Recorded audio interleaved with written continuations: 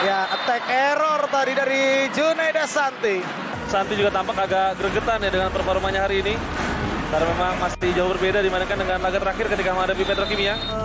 Olahraga itu harus menjunjung tinggi sportivitas kan guys.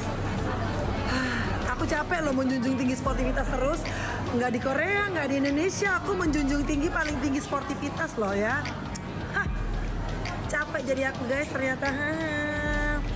Udah dihujat. Nggak main. Kalah lagi. Drama panas kembali mengguncang dunia voli Indonesia kali ini. Skandal yang menyeret dua klub besar Jakarta Popsivo Poluan dan Pertamina Enduro mengguncang kredibilitas Proliga 2025. Dugaan bahwa kedua tim ini bermain tidak serius, alias sengaja kalah demi menjegal langkah Gresik Petrokimia Pupuk Indonesia menuju final mencuat ke permukaan. Tapi yang membuat semuanya meledak adalah pernyataan mengejutkan dari Megawati Hangestri Pertiwi, sang mega bintang yang kini memperkuat Petrokimia.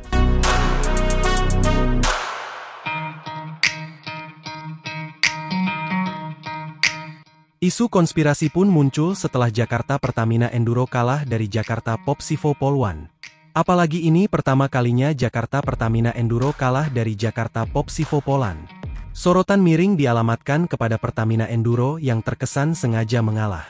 Segalanya bermula dari laga antara Popsivo Poluan melawan Pertamina Enduro pada fase akhir final 4Pro Putri 2025. Pertamina Enduro sebenarnya sudah mengamankan tiket ke final. Namun hasil pertandingan ini tetap berpengaruh pada peluang Gresik Petrokimia. Jika Pertamina Enduro berhasil mengalahkan Popsivo Poluan, maka laga Grand Final akan mempertemukan Petrokimia Gresik versus Pertamina Enduro. Namun kenyataannya pertandingan itu justru berakhir tanpa greget, tanpa tensi, dan nyaris tanpa semangat kompetitif. Popsivo dan Pertamina bermain lamban, banyak melakukan unforced error dan seolah bermain setengah hati. Penonton dan analis langsung menyadari ini bukan pertandingan normal. Dalam pertandingan yang krusial itu, persentase serangan berhasil kedua tim hanya 29% jauh di bawah rata-rata musim mereka. Jumlah blocking sukses hanya 5 sepanjang 5 set, banyak service error terjadi tanpa tekanan lawan. Apakah ini hanya kebetulan?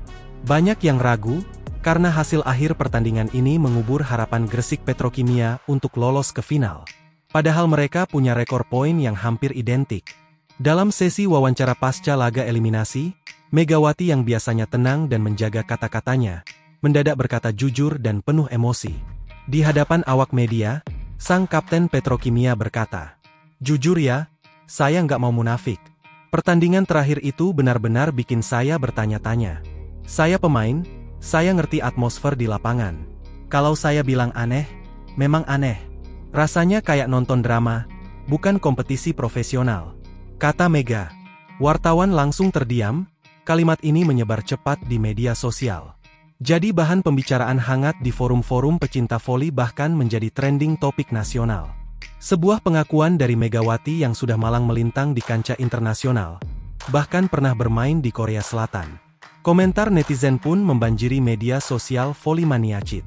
Ini sudah bukan soal menang kalah, ini soal moral. Kalau beneran settingan, Proliga bisa hancur reputasinya.